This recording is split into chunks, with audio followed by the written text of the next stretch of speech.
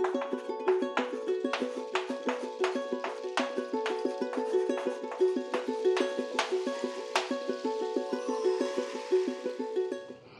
guys, this is Lucy. I was not planning on making this video today, but I was just cleaning up some stuff in my backyard, and I was just so amazed at how well my calendula flowers are doing this late in the season, so I just wanted to share it with you in case you're looking for growing some flowers that are really easy maintenance, really beautiful, and will bloom for a really long time, and also are edible and have medicinal properties. So I'm going to share my calendula plants with you now. We're going to go outside, but before that, look who's here. Hi, Manish. Say hi to the people. This is the cutest cat ever. Not my cat, but my friend's cat, Manisha. Okay, so I'm going to flip you guys around and show you these flowers.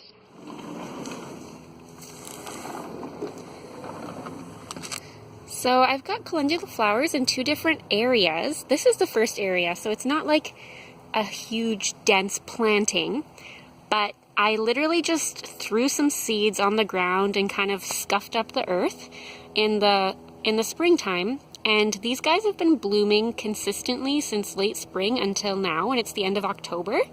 And I noticed that the more I cut them, the more that they grow. And so I harvest these flowers for tea and for medicinal purposes. And I pretty much cut all of the blooms off of this group of plants like a week ago. And they've already got so many more that have opened up. And I've kind of done this consistently throughout like the season. And it's just awesome to see like how much juice they have and how much they keep going. And these guys, like, I live in a pretty dry region. Well, at least it's dry during the summer months. And they survive really well on minimal watering. And we've already had a few frosty nights, and they seem to be doing really fine.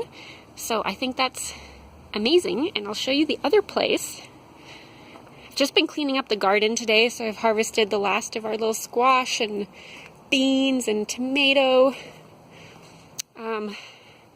These are the veggie beds from this year, and they're still looking pretty green, which is amazing. But I do have calendula in here as well.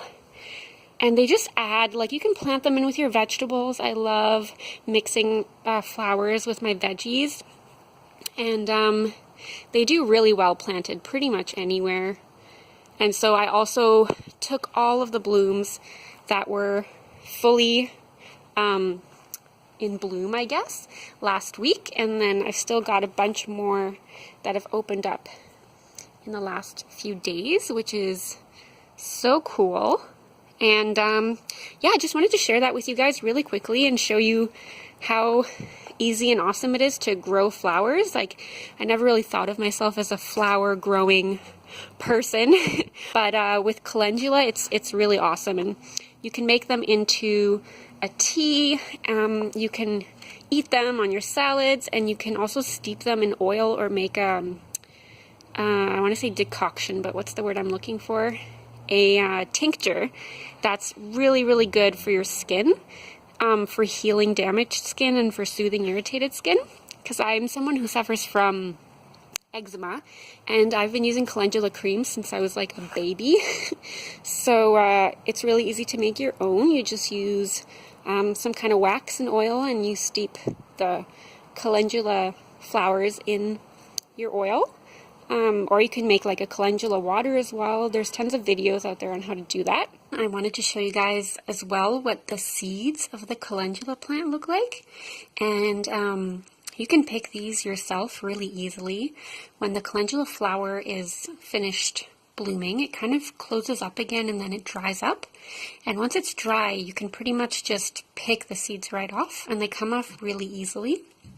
This is what they look like. They're kind of strange, a little bit spiky, but you can get quite a few from just a few flowers.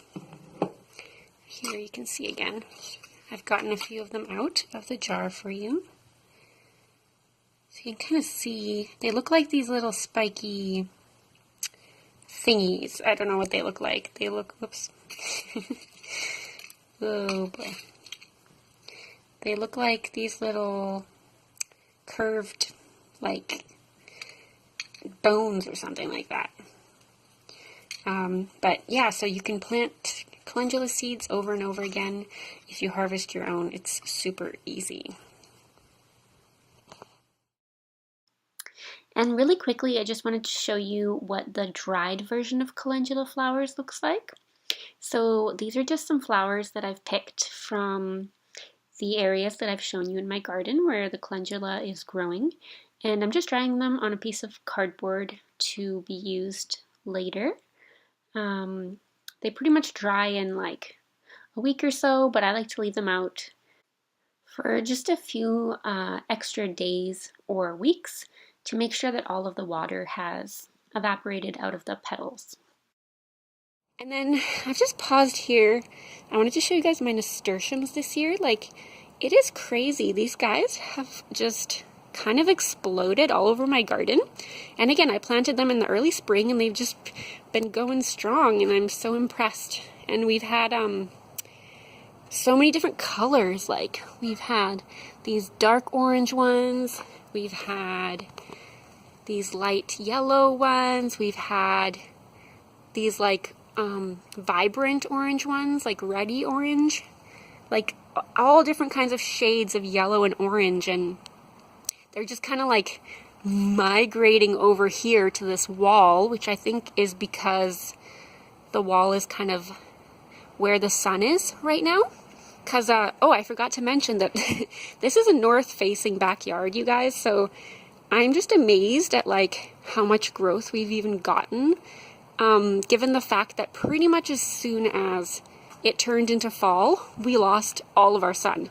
Like, normally this would be getting quite a lot of sun during the summer because of the way that our house is angled, but as soon as it turns to winter, the sun disappears behind there, and we just get sun, like, just around the edges there for, like, an hour at most. And so the fact that these calendula flowers are growing is pretty awesome. So I just wanted to share that with you guys in case you're looking for really easy maintenance plants to grow. So if you guys have made it to the end of this video, thank you so much for watching, and I will see you on the next Permaculture Perspectives. What do you want? Oh, so squishy. Oh, so squishy. Yes. Are you squishy?